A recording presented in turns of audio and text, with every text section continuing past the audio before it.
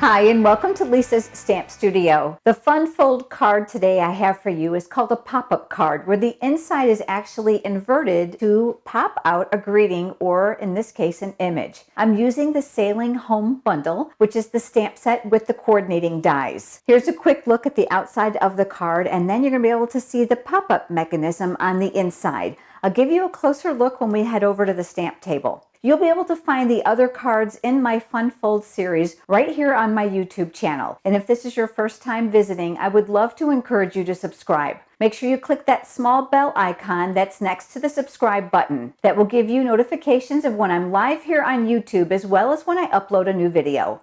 Let's head over to the stamp table and let's get started on today's Fun Fold card. Here's a good close-up of the card we're going to create together today. And then the inside has this fun pop-up mechanism. Very simple to do, so let's get started. This is a piece of very vanilla cardstock. It measures 5 1/4 by 8 1/4. You're going to be able to find all the cutting dimensions down in the video description below if you are here visiting from YouTube. I scored it in half at 4 1/8 inch, or if you feel more comfortable, you can go ahead and fold it. I'm going to use my bone folder for that nice crisp edge on the side of my card. We're going to need that specifically for this type of fold. You want to be able to see very clearly where that's at. For this next step, I'm going to use my paper trimmer, or you can use a pair of scissors. But what we're going to do is we're going to create 2 cut lines that are going to go in about 1 inch, simply because I know how wide the image is that I'm going to attach to it. Remember, the deeper that you're going to go, the more forward your pop-up is going to be. You'll want to adjust the depth of this based on the size of the image or the greeting you're going to attach to it. So the very first thing I'm going to do is I'm going to line this up, and I'm going to use my pencil, and I'm going to give myself a small cheat mark to make it easy for me. The 5/8 mark is between the 1/2 inch and the 3/4 inch if you're using a 1/8 inch ruler. And I'm just going to make a small tick mark there at the top. I know it's going to be very difficult to see in the video. My pencil line is here at the top. This cut line on my trimmer is the center where the pencil line is. I'm going to move a 1/2 inch over to the right, which is designated here. And I'm going to cut. And I'm going to come down here to the 1 inch mark, and I'm going to go back and forth because I want to make sure that I'm going through both layers of the cardstock as well as the crease. I'm going to lift this up, and I'm now going to move that pencil mark to the 1/2 inch mark on the other side. And then I'm going to do the exact same thing. I'm going to come down to the 1 inch mark and cut through. So now we have our 2 cut lines. Now that that's finished, I'm going to go ahead and I'm going to open up the inside of my card.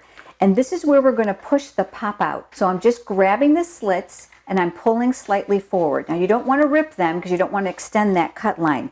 So the easiest way is to put your finger behind here, apply a little bit of pressure so that it's straight. Same here at the top. And then simply close the card.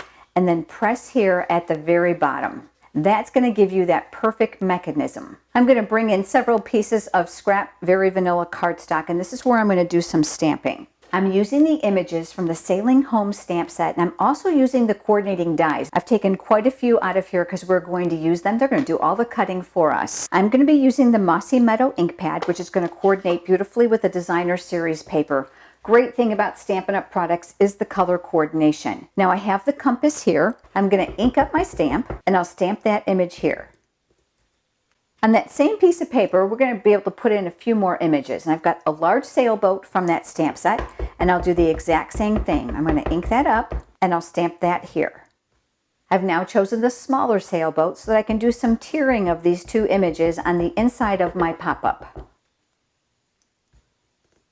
I'm going to set this aside for just a minute, and I'm going to come back up to the insert of our card base. And while I've got my stamps out, I'm going to use the crumb cake ink, which is going to coordinate with the color of my card base. I've got my compass here one more time, and I've cleaned my stamp just off camera on my Stampin' Chamois, and I'm going to ink it up in the crumb cake color. And this is going to provide a little bit of a background for our image. And I'm going to stamp that here near the pop-up. I have an additional strip of very vanilla cardstock, and I'm going to stamp the greeting for the outside of my card. And from that same stamp set, I've pulled out the words, "You are my true north." I'll ink that up, and I'm going to stamp this far over to the left side. And while I have that ink pad out, I'm going to go ahead and stamp the inside greeting. Now this greeting I chose from a different stamp set, and it's from the stamp set called Strong and Beautiful. It's a complete 12-piece greeting set.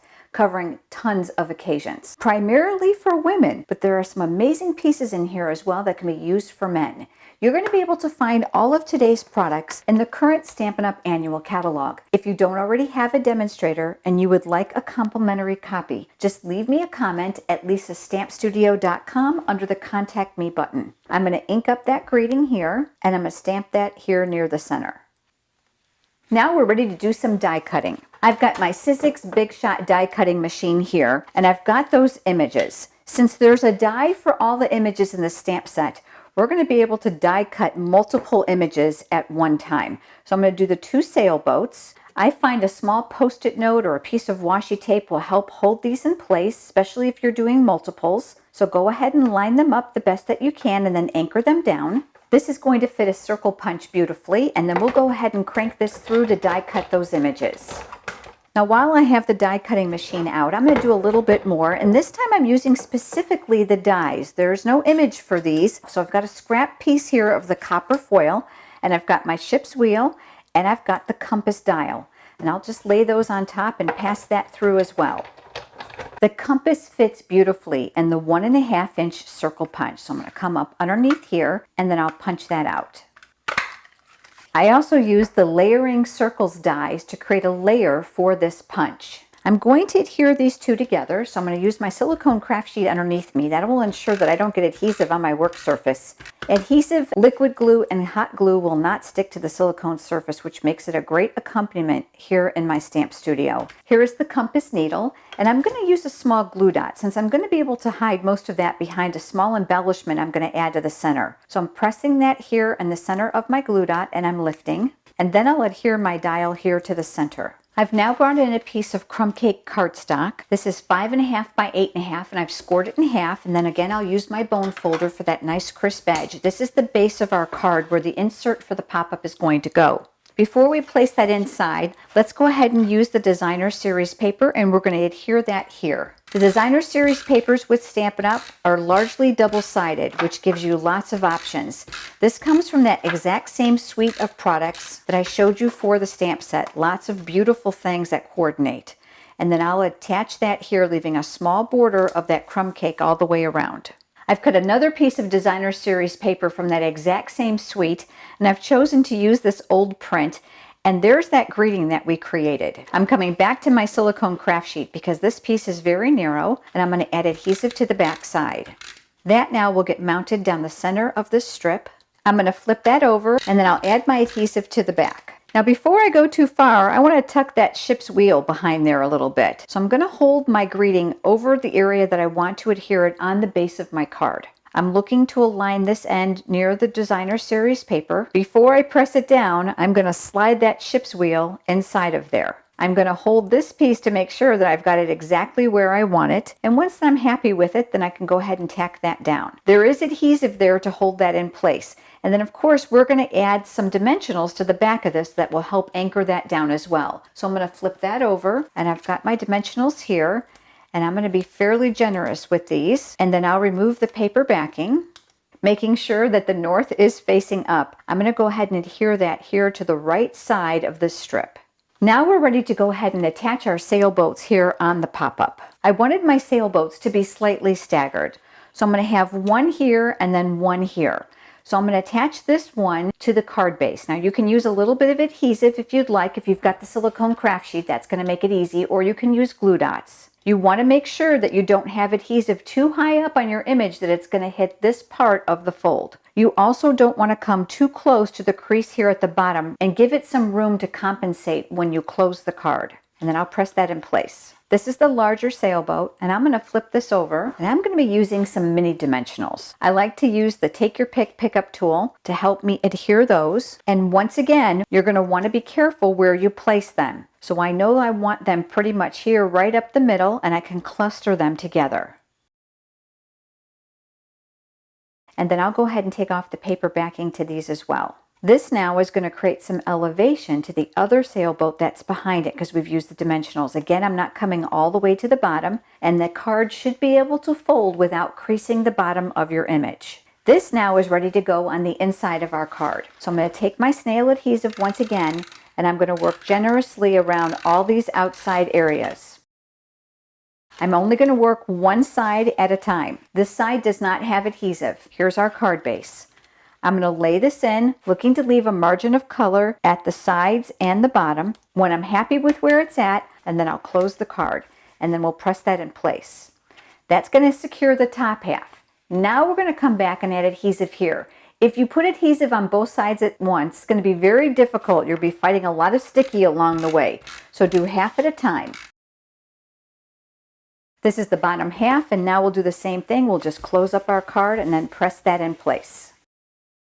Let's go ahead and embellish this area. I'm going to be using my metallic pearls. This is a great tip for your alcohol-based markers. I'm using the Stampin' Blends. I want this to look more copper so that it'll coordinate here. So I've taken my Bronze Stampin' Blends marker and I'm using the brush tip.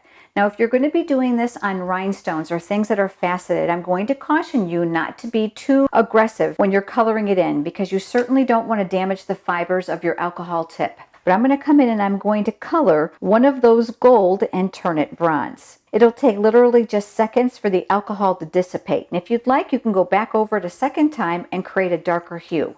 Once it's dry, I'll take my Take Your Pick tool. It has a glue dot already on the back, making it really easy to use, and I'll place that right here in the center, and that's going to hide any of the glue dot that we might have showing. So there we go, we have our pop-up card. This is the card we created together today, the one I created before you joined me. If you have enjoyed today's video, please give it a thumbs up here on YouTube. And I look forward to having you back here once again with me at Lisa's Stamp Studio. Have a great day.